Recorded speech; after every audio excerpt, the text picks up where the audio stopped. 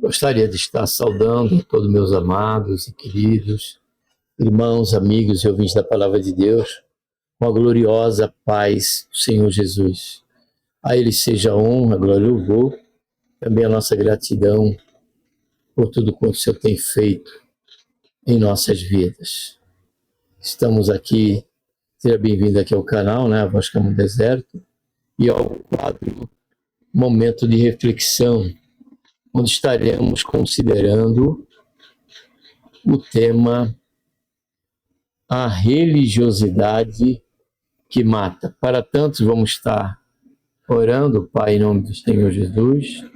Nos colocamos, Senhor, na Tua santa, gloriosa presença, pedimos perdão, Senhor, do nosso pecado, queremos Te agradecer por mais essa oportunidade que o Senhor está nos dando de estarmos aqui para refletirmos, Senhor, mais uma vez na Tua santa palavra. Nos ajuda durante esse percurso que aqui vamos estar meditando.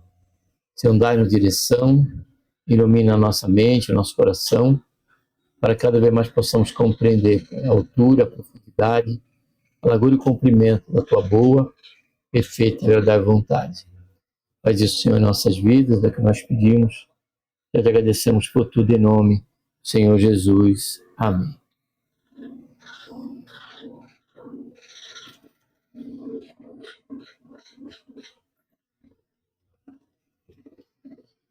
Como texto base, vamos estar aqui lendo em João, capítulo 6, versículo 68, quando a palavra do Senhor nos diz assim, sobre a resposta de Pedro ao Senhor Jesus. Jesus perguntou no 67, né? Versículo 67.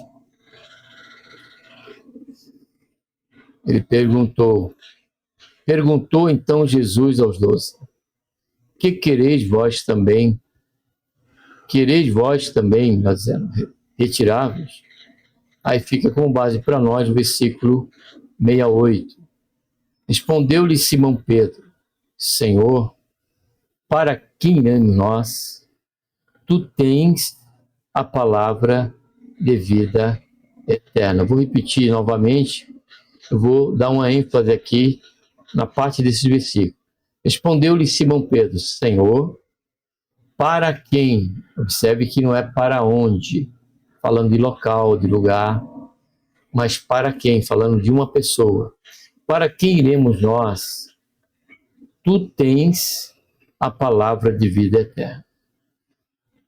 E baseado nesta leitura bíblica, eu gostaria, amado, de estar refletindo sobre esse tema. A religiosidade que mata. Por quê, amados? Porque tem a religião que ela é boa, tem a religião que realmente ela reflete Deus em nossas vidas, como também ela reflete o nosso temor a Ele. Porque quando nós olhamos para o termo religião, ela vem do latim, que significa religares, ou seja, através de nosso Senhor Jesus Cristo, da sua morte e ressurreição, o Senhor possibilitou para que a nossa comunhão com Deus, ela viesse a ser possível. Por isso que a palavra religião significa religares, porque a Bíblia diz que todos pecaram, destituídos estão da glória de Deus. E agora, por intermédio de nosso Senhor Jesus Cristo, houve esta religação. Mas o que acontece, amados, é que muitos, por não ter essa compreensão à luz das Escrituras, muitos por ser vítimas, né, de momentos que estão passando e buscam observe bem, uma religião, um local onde possa ali encontrar um horizonte, uma palavra de esperança. E tem muitos que acabam indo para lugares que têm proclamado o evangelho de troca, o evangelho em que Deus está com a toalha e a bacia e eu e você estamos para ser servido pelo Senhor. Como tantas outras diretrizes em que muitos acabam sendo levados, né, e engodados por aqueles que são mais negociadores da fé, são mais os defraudadores da fé, e que não levam e não pregam o evangelho que traz luz à verdadeira religião, aquela que é benéfica, aquela que realmente vai trazer sentido para nossas vidas. E diante até mesmo do momento que estamos passando, vai trazer uma resposta através da compreensão de que o Senhor, ele não tem prazer no nosso sofrimento. O Senhor não tem prazer no momento que vamos passar. E através do verdadeiro evangelho, em que fala do nosso pecado, e que fala que as consequências que muitas vezes estamos passando refletem justamente o fruto da semente que temos plantado diante das nossas atitudes. E esse evangelho ele também fala da boa nova, né, de salvação, do perdão do pecado e do relacionamento com Deus. Porque vivemos sobre essa separação de Deus é que nos torna a viver sobre esse patamar. Então há muitas religiosidades, muitos que vivem uma religiosidade que na verdade está sufocando, está vivendo uma vida de fardo, uma vida que não tem qualquer prazer, está vivendo uma falsa religiosidade, porque a religiosidade se dá pela compreensão de que o ato de praticarmos uma religiosidade é o ato de praticarmos, né, um relacionamento com Deus e compreendermos que em Jesus é que de forma significativa, né, a realidade está vivenciando uma religião verdadeira, uma religiosidade que vai nos levar a uma esfera de um relacionamento saudável e salutar com Deus. Mas qual é então a religiosidade que mata? Eu trouxe 3 pontos, somente como um ponto para refletirmos, para que você possa continuar refletindo. A primeira razão em que a religiosidade que mata, ela é aquela que abandona o seu relacionamento com Deus e se torna autossuficiente. Foi exatamente dentro desse contexto em que nós lemos, em João 6,68, que muitos discípulos que caminhavam com Jesus abandonaram ao Senhor Jesus. Quando ele passou a falar daquele que come do meu pão, da minha carne, e bebe do meu sangue, esse tem parte comigo. Porém, ali era uma linguagem metafórica do Senhor Jesus, trazendo a questão do beber do sangue e do comer da carne de Jesus. Ele está falando sobre um relacionamento em estreitamento, um relacionamento sincero com o Senhor Jesus. E diz-nos as Escrituras que muitos viraram as costas.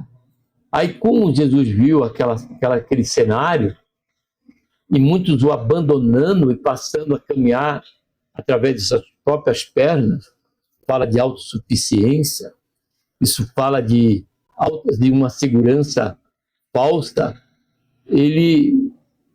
Jesus então se volta para os apóstolos, de não quereis vós também ir, ou seja, me abandonar, deixar de termos esta comunhão. Foi quando Pedro ele tomou a palavra e ele disse: para quem iremos nós? Quem sabe você, amado e querido ouvinte, você está vivenciando uma religiosidade institucional. Você está vivendo, quem sabe, uma religiosidade ligada até mesmo a uma pessoa errada.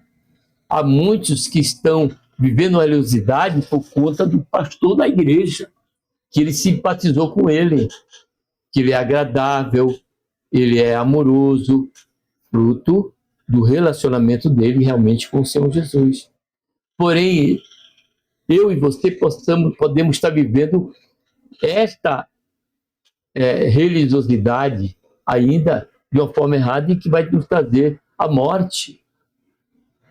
Porque Pedro, além de falar para quem iremos, ele já está dizendo que não há ninguém que possa realmente trazer sentido à sua vida se não fosse o próprio Senhor Jesus. Porque ele diz, se tu tens, para quem iremos nós? Se tu tens a vida eterna, em outra tradução diz, se tu tens palavras de vida eterna.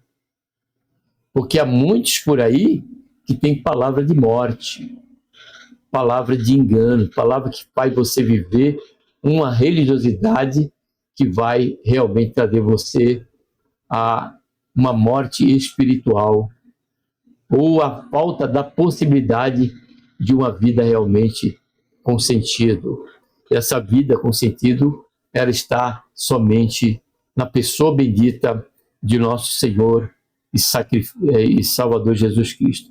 Então, a primeira razão em que viver uma religiosidade que mata é se achamos que podemos, achar que sabemos, conhecemos a Bíblia e por aí nos garantimos com respeito à teoplaxia, a prática dessa religião, quando isso não é possível. O apóstolo Paulo chegou a ter essa amarga experiência, que ele, sendo criado aos pés de Gamaliel, ele tentou viver desta maneira. Ele chega no capítulo 7 de Romanos e fala da sua frustração contra isso. Ele estava vivendo uma religiosidade que estava, na verdade, matando a Paulo. E ele diz, o que eu quero fazer, eu não faço. E aquilo que eu não quero fazer é isso que eu faço. Aí ele chega à conclusão, maldito homem que eu sou. Mas depois ele dá o brado da vitória. Mas graças a Deus que nos dá vitória por intermédio de Cristo Jesus, nosso Senhor. E quando vamos ver as cartas de Paulo, Paulo agora, ele é um homem realmente totalmente dependente de nosso Senhor e Salvador Jesus Cristo. Segunda razão em que uma religiosidade ela vem a nos matar, que religiosidade é esta? É aquela que abandona o seu relacionamento com Deus, porque partindo sempre desse princípio, que a verdadeira religiosidade é aquela que se dá na prática de um relacionamento autêntico com Deus por intermédio da fé em Jesus Cristo. Então, quando abandonamos esse crivo, quando abandonamos esta carta magna, esta âncora, aí passamos a viver uma religiosidade que vai nos matar. Ou uma religiosidade morta, né? Diz aqui, é aquela que abandona o seu relacionamento com Deus e passa a viver apenas da liturgia. E aqui lemos em Apocalipse, último livro, né? Que tinha uma igreja que vivia essa religiosidade que matava, porque vivia sob a suficiência baseada na sua ida à igreja, no seu culto, na sua liturgia. Nós vemos, melhor dizendo, Isaías, que foi o povo de Israel.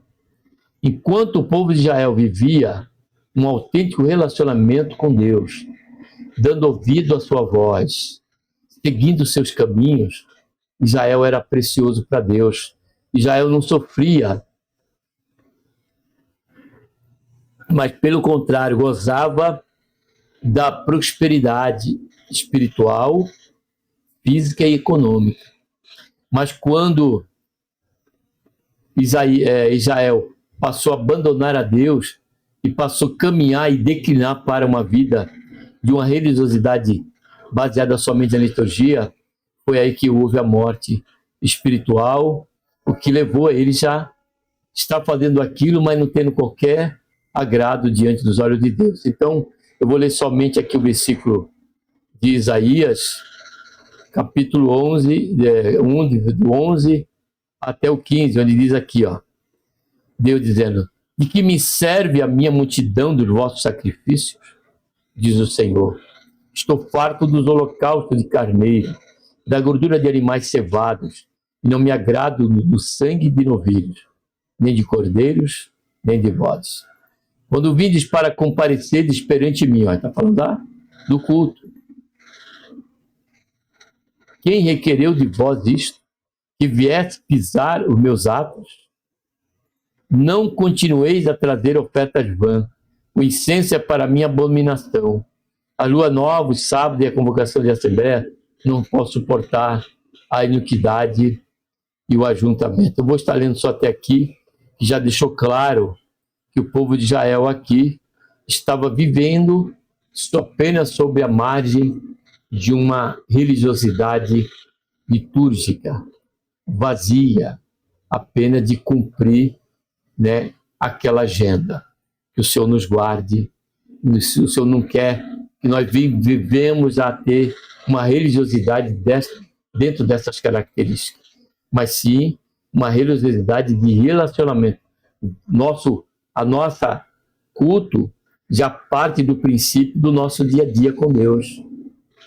E é nele, por conta do nosso relacionamento com Deus, na nossa prática de vida, é que vai tornar o nosso culto lá na igreja, no lugar onde nós nos reunimos, né, na congregação dos santos, é que vai tornar agradável a Deus. E Deus vai aceitar o nosso sacrifício, porque nós estamos vivendo uma religiosidade baseada numa prática de vida com Deus. E por último, é aquela que abandona o seu relacionamento com Deus e passa a viver indiferente à sua real vocação. E isso nós vemos aqui na palavra de Deus em Apocalipse.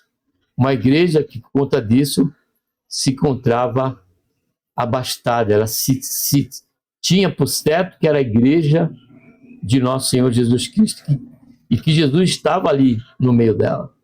E no versículo 17 diz assim, o Senhor Jesus falando para esta igreja: porquanto dizes, rico sou, estou enriquecido, e de nada tenho falta, e não sabes que és, olha só, um coitado, um miserável, e pobre, e cego, e nu.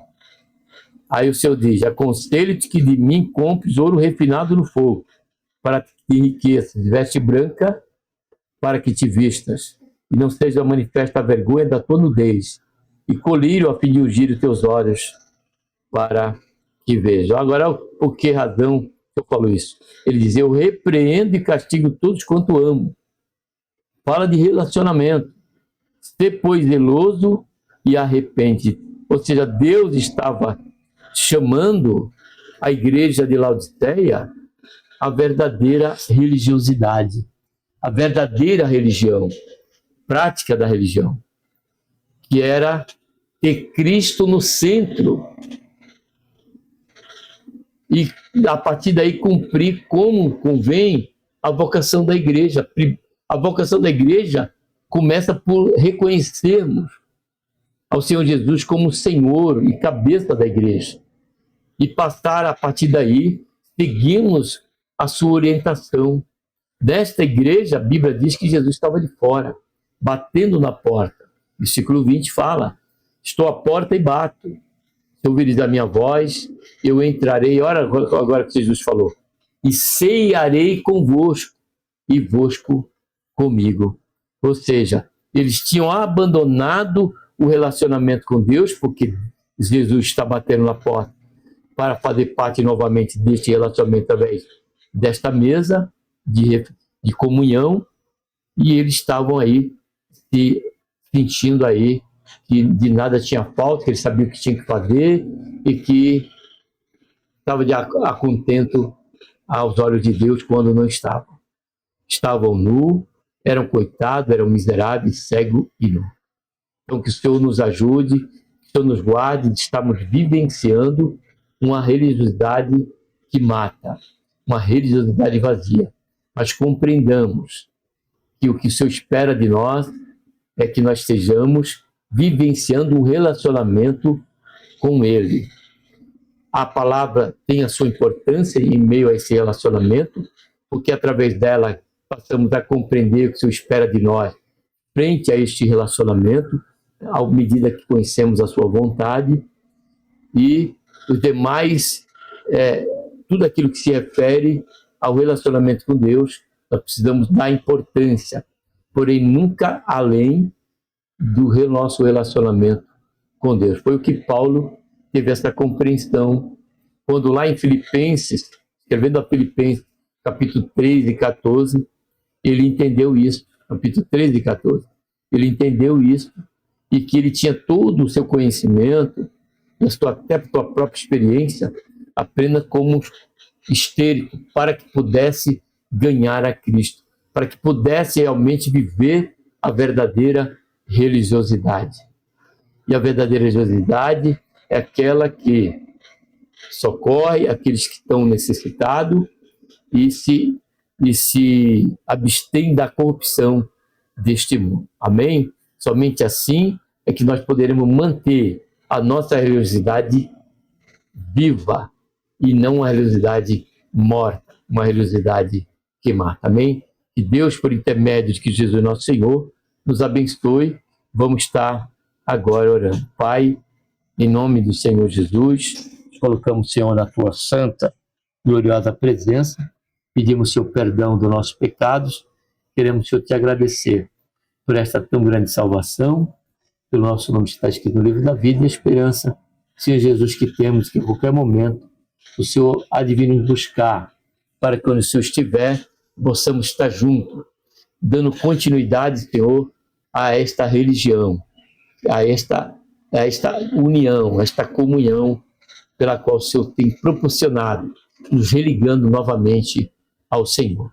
Faz isso, Pai, é o que nós pedimos, e te agradecemos por tudo em nome do Senhor Jesus. Amém.